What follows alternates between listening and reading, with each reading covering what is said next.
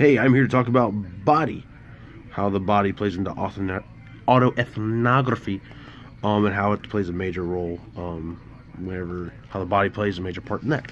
So basically, in short, the body is kind of the resource, the pool of information that you draw from, because we all come with our own ethnic backgrounds and historical and cultural backgrounds, as well as our own belief systems and stuff like that. And the body kind of embraces that in total. And she starts out with a lovely piece about how she deals with her. I think the title of it was Skins, was the performance that she used as an example of, and that was a very powerful explanation of how the body is a true testament to what you are, what makes you you, and how it helps, how you can pull resources and critically analyze that to use to understand other people and relate with others on a more critical level.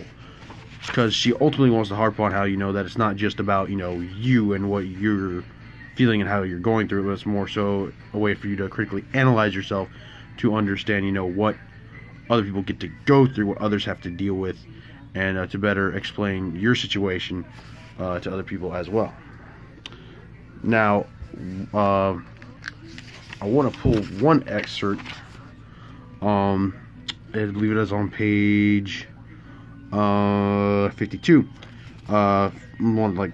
Probably the first sentence.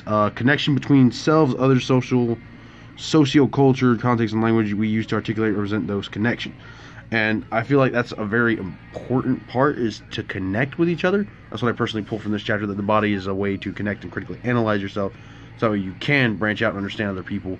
And that's another part that she harps on, was self to others relations, as well as your own personal critique. And she does harp on a couple of different points, 4 major ones. One of them is, I always forget, the performative I disposition. And I want you to read the first little snippet that she puts in her book on page 53. Performative autoethnography is a critically reflective narrative representing the researcher's personal and political intersections, engagements / negotiations with others in culture, history, and society.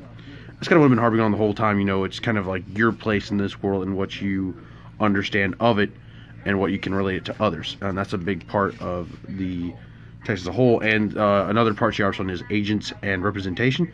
And it's that's more of the accountability factor, because you are only liable for the knowledge that you have. You should sit there and pull from unknown knowledge that you do not know yourself. It's kind of the certain whatever you decide to talk about, that's you put that out there, that's you saying what you think, that is ultimately your stance on it.